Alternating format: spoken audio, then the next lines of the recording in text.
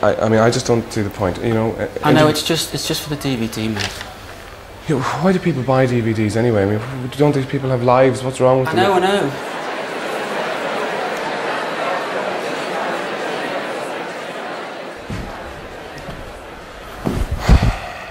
Can I get some tomato soup?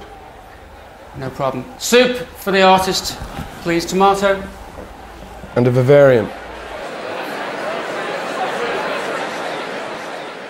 Dylan, thanks very much for doing this. First question, where do you get your ideas from? Okay, now, you work with some famous actors in your time. Have you got any funny stories or anecdotes? What do you prefer, writing, I don't know, acting, stand-up?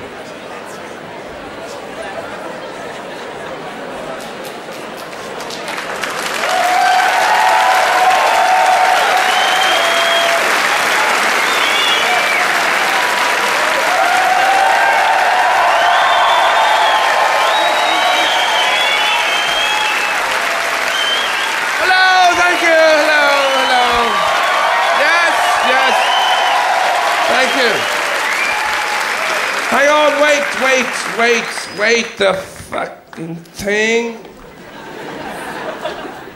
Help! Oh no! Machines! Jesus Christ. I mean, what is the point? And it's too hot. I'm leaving. Now, okay. So, hello, thank you very much for coming, Dublin.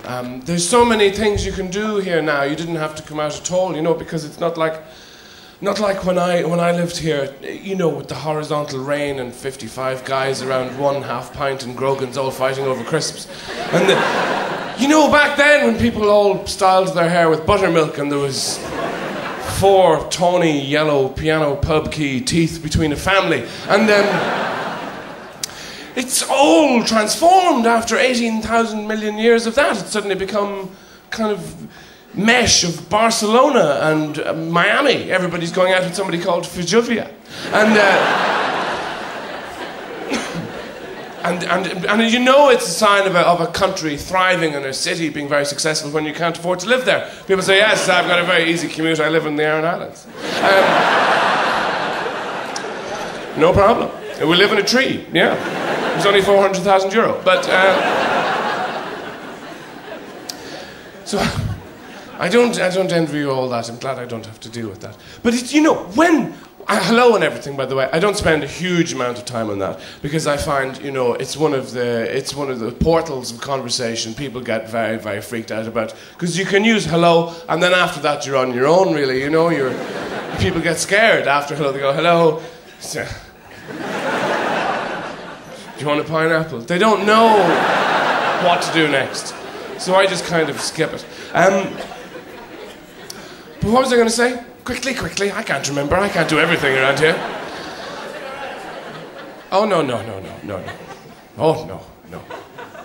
I mean, the smoking, the anti-smoking law, all these things, you know, people get pissed off about them and so on. You asked me about it, but you know, you get used to all those things eventually. It's very, very trivial. I got used to these herbal cigarettes, and it's, you know, there's no big deal about it. These new improved herbal cigarettes that are an amazing replica of the old ones I used to smoke. But no, don't clap. It's too sad. It shouldn't be an act of any kind of, you know, social disobedience to light a cigarette, you know, unless you're actually a doctor working at an incubator. It shouldn't be a big deal.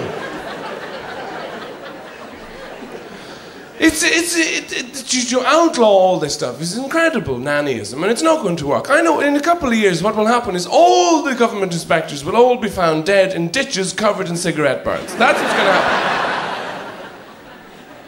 happen. People enjoy what's bad for them, and they always have, you know? Nobody rings up Abracadabra or any burger house at 4 in the morning and says, have you got any salad? I want a radish. I just, I need one. Heroin does that to you.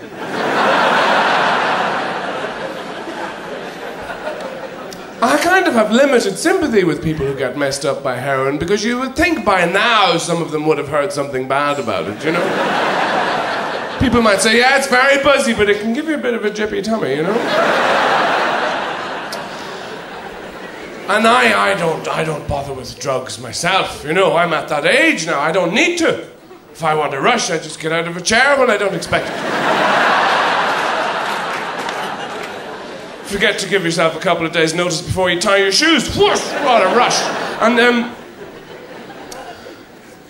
no, but you do. You like the things that are bad. Everybody does. And people go a bit mad, I think, in a city especially, because it gets very stressful. People flying the traffic and people flying around, people go strange. They go for all sorts of weird things that are very bad for them, the gym and yoga and all those highly carcinogenic activities that will catch up with you in the end. Or even those really moronic little books, you get now How to Release the Inner You, or Find the 95 Habits of Totally Effective Tosspots You Don't Want to Talk to in the First Place. Or Release Your Potential, that's another one. Now that's a very, very dangerous idea. You should stay away from your potential. I mean, that is something you should leave absolutely alone.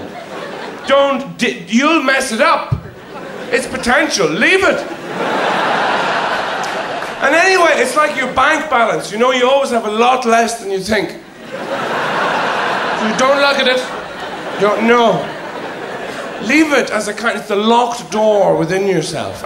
And that's how it should be. Because then at least in your mind, the interior will always be palatial, Wonderful gleaming marble floors, brocaded drapes, mullioned windows covered in mullions, whatever they are, and flamingos serving drinks. Pianos shooting out canapes into the mouths of elegant men and women who are exchanging witticisms. Yes, this reminds me of the time I was in Budapest with Binky. We were trying to steal a goose from the casino.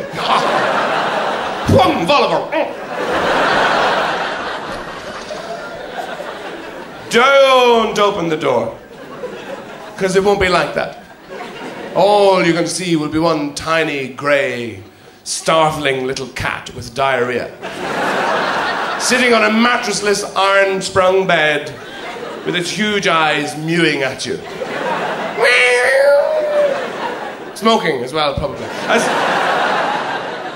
As an emphysemic landlady untangles her pop socks in the background. And some terrible guy, the colour of an aubergine, rounds the corner holding a mug of beef tea, wearing a string vest and says,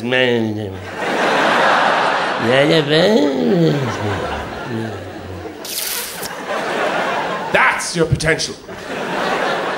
But look at the people who use it, who do actually give it everything, Like great athletes, the Beckhams or Roy Keanes of this world. People charging, running up and down the field, swearing and shouting at each other. Are they happy? No! They're destroying themselves. Who's happy? You, the fat fucks watching them. With a beer can, balanced on your 9th belly, roaring advice at the best athletes in the world. You wanker!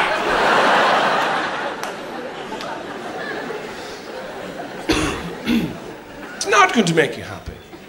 It'll depress you when you find out how little you've got, You don't want to find out that the most you could possibly achieve, if you gave it your all, if you harvested every screed of energy within you, and devoted yourself to improving yourself, that all you would get to would be maybe eating less cheesy snacks.